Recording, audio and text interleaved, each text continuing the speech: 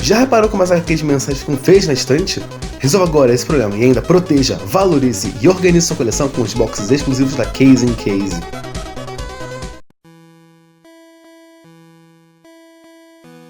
Na sequência direta dos eventos da mega saga A Noite Mais Densa, Geoff Johns e Ivan Reis construíram uma história totalmente focada nas consequências, chamada de O Dia Mais Claro. A narrativa teria como foco os 12 personagens que voltaram dos mortos ao final da noite e como eles se encaixariam de volta em suas vidas, ao mesmo tempo que tentam entender o propósito de uma lanterna energética branca que surgira no meio da Terra.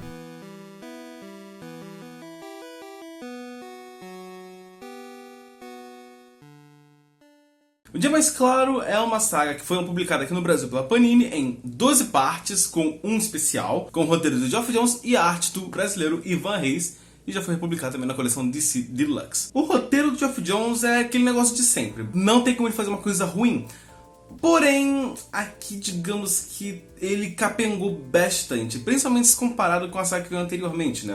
A Noite Mais Densa, que realmente é um primor de saga, com um ritmo muito bom, tudo realmente assim, num nível muito acima. O Dia Mais Claro tem a premissa de explicar a ressurreição dos 12 personagens da DC e explicar a bateria branca que brotou na Terra e como os personagens vão lidar com isso.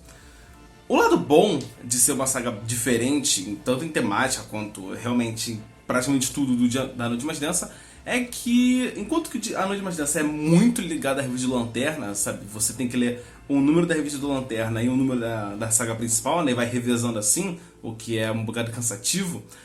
A revista da Noite Mais Densa não, do Dia Mais Claro não, ela é totalmente independente, você lê ela solta, não precisa... Vai ter uma ligação mínima com a revista do Lanterna, mas você pode ler completamente independente, que não tem problema nenhum. E os personagens principais dessa saga são justamente o Aquaman, o Desafiador, o Rapina, a Columba, o Gavião Negro e a Moça Gavião.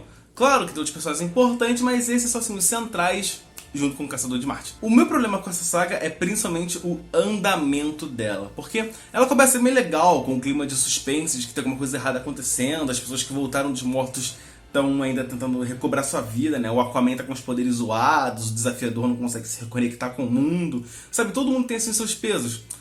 Porém, conforme o tempo vai passando, os números vão avançando e tal, você vai sentindo que tem uma gordura assim na saga, sabe? Umas paradas assim que, sei lá, foi feito de uma forma que não é tão interessante. Por exemplo, em dado momento, a Aquaman vai lidar com um povo aquático lá e tal, não vou dar spoiler aqui, claramente, mas assim, enquanto tá meio que o draminha dele com a Mera, até que é legal, mas quando começa a ter esse negócio do povo aquático e tal, você fica tipo...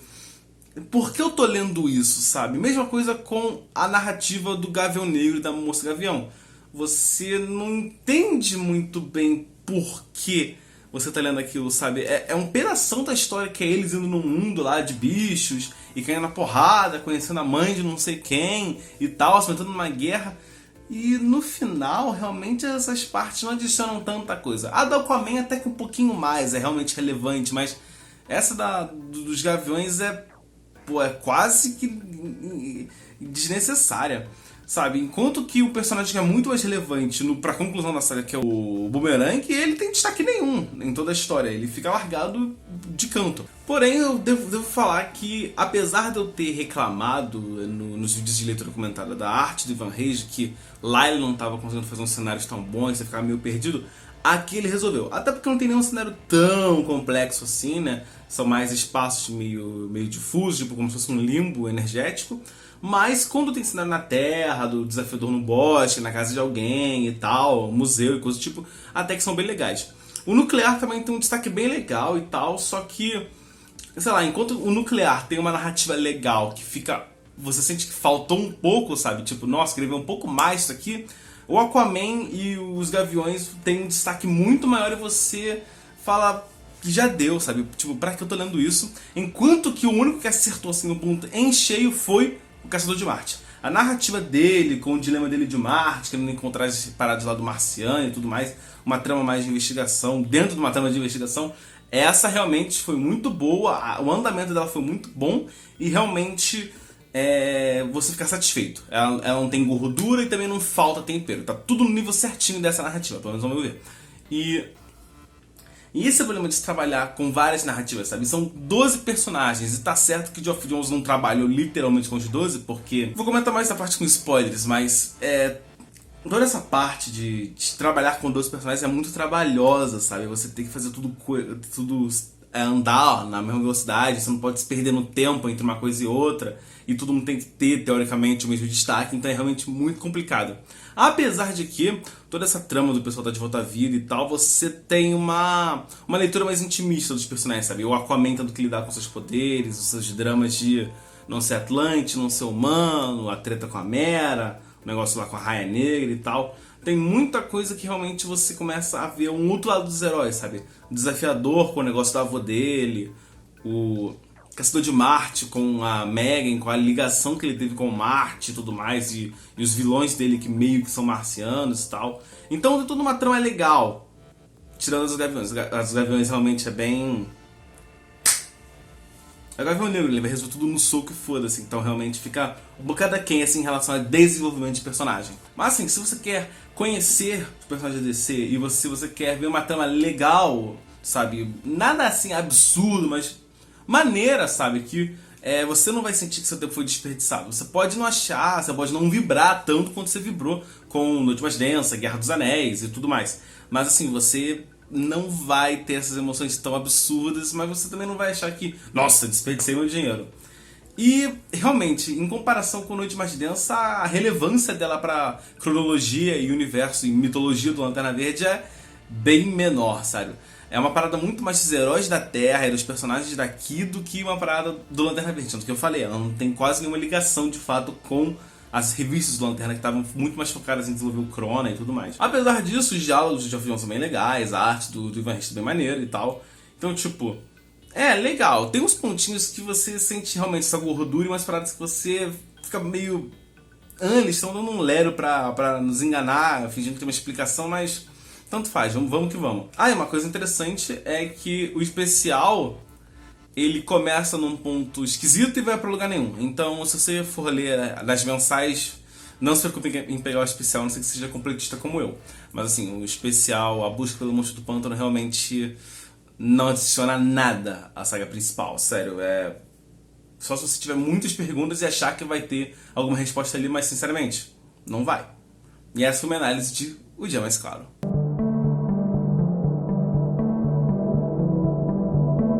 Agora que eu posso falar com spoilers do polêmico final do Dia Mais Claro, eu vou comentar a mesma coisa que eu comentei sobre o Watchmen, que as peças estavam lá, só que a maioria delas não foi tão bem desenvolvida e você nunca iria conseguir montar o quebra-cabeça inteiro.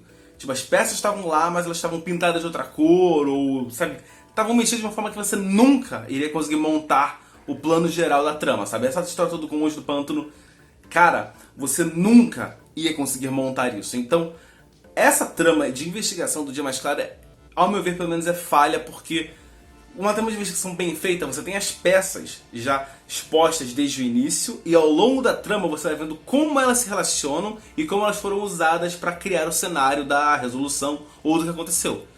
Nesse caso, tem peças que você não sabia que existiam, objetivamente, sabe? O Monstro do Pântano ter virado uma Lanterna Negro, o cara ter que ser ressurgido, o fato de que personagens podem ser elementais e tal. Porra, que merda é essa? Nunca foi introduzido isso e do nada aparece no final da história. Eu discordo do pessoal que acha que é um Deus Ex Machina, porque, tipo, dá um gosto de Deus Ex Machina, mas, assim, objetivamente não é porque teve uma construção de 2 páginas antes. Então, assim, estrito senso, não é um Deus Ex Machina, mas é uma construção realmente problemática da história. E eu não sei se vocês repararam, mas são 12 personagens que voltaram à vida, né? Geoff Johns trabalha cada um deles. E uma coisa que eu acho legal da saga, pelo menos, é o fato de que cada um vê um pedaço do que eles têm que fazer, né? Então, o Boomerang vê que ele tem que jogar um boomerang na Columba. O outro vê que ele vai ter que fazer não sei o que. O outro vê que não tem que fazer o que. E você não vê como tudo se conecta. E no final, quando tudo se conecta, isso realmente é interessante. Porque todos os personagens que voltaram à vida têm um papel ali pra cumprir a missão lá da entidade da vida. Menos Flash Reverso. Vocês perceberam isso? Que o Flash Reverso voltou à vida pra nada? Literalmente, ele não faz nada na saga. Nada. O Boomerang faz, Gavião Negro faz, Moça Gavião faz, Caçador de Marte, Aquaman, todo mundo faz alguma coisa. menos Flash Reverso. Ele é totalmente ignorado na saga inteira, então ele voltou pra nada, só pra completar 12 personagens, sabe? No final, os personagens que ele deu destaque, tipo a Jade, o cara lá que parece o Adão Negro e mais uma que também não tiveram destaque nenhum na saga, ele dá uma desculpinha tipo: ele serviu pra impedir uma guerra lá na PQP, ela serviu pra não sei o que, esse outro que serviu pra não sei o que. E o Flash Reverso, ele literalmente reviveu pra nada. Nada. E isso sim eu acho um buraco na história. E aí é realmente aquela vez que eu vou ter que virar e falar pro roteirista que eu mais gosto de ser e falar: cara, isso é um furo de roteiro. Você bota um conceito na história de que os personagens todos têm um papel, eles voltaram à vida pra cumprir um papel com a entidade da vida e depois serem descartados, e um deles não tem papel nenhum. Ele foi ressuscitado por nada. Então por que ele foi ressuscitado, sabe? É obviamente um buraco no roteiro. Se alguém conseguir achar uma resposta pra isso, por favor, comenta aí. Eu quero muito saber. Até o momento, sem nenhuma explicação, sabe? Por tudo que eu li da saga, é um furo de roteiro. E a construção pra aparecimento do Monstro Pântano realmente é problemática. Não é um primor de roteiro tão grande assim, sabe? Parece que realmente o Geoff Johns tinha muitas ideias muito boas, que ele achava muito boas. Tentou juntar todas elas e tal, e juntou do jeito que deu, e foi isso mesmo, sabe? Então ele conseguiu salvar com os diálogos, com as construções de coisas e tudo mais. Mas assim, no geral, não precisava ser uma mega saga, sabe? Se fossem várias historinhas em várias revistas separadas, sem nenhuma conexão entre elas, seria bem melhor, sabe? E aí eu não teria lido toda aquela parte lá dos gaviões lá naquele mundo, e a mãe da Shayera Hall e tudo mais, uma treta que no final não tem desenvolvimento nenhum. Aquele mundo nunca mais vai ser usado em história nenhuma, os personagens foram cagados. Então, tipo, só o fato deles terem brigado com o feiticeiro que amaldiçoou eles, e eles estão livres da maldição, que realmente foi relevante, porque de resto nada foi. Então, se só tivesse o confronto com o feiticeiro, sei lá, na mansão Wayne, em qualquer lugar, literalmente, teria dado o mesmo efeito na prática. Porque no final aquele portal adiantou de nada, aquele mundo adiantou de nada, a mãe da Shayera adiantou de nada. Então, é uma gordura muito grande a história pra mim isso. Enquanto que a parte lá do Caçador de Marte desenvolve muito bem ele. Eu acho realmente uma parte boa da história, apesar de ficar meio largado também, porque tipo, ele pega no meio da história a Megan e ela tá toda ferrada, e você levou ela pra ser curada, levou no médico, deu um jeito nela, porque ficou também meio pendendo isso. Então, no geral, é uma história legal, mas não pensa muito a respeito, porque senão tu vai se decepcionar. Então, eu acho que era isso que eu tinha que dizer sobre as polêmicas do Dia Mais Claro e uma análise com spoilers, por assim dizer. O Dia Mais Claro não é uma saga ruim. Contudo, acaba parecendo ainda pior por estar tão próxima da sua irmã mais velha, Noite Densa, que acaba tendo suas qualidades muito aumentadas e, apesar das mudanças que trouxe ao universo DC não terem perdurado por tanto tempo, conseguiu arrumar a casa para entregar as chaves com tudo certinho para a chegada do ponto de ignição.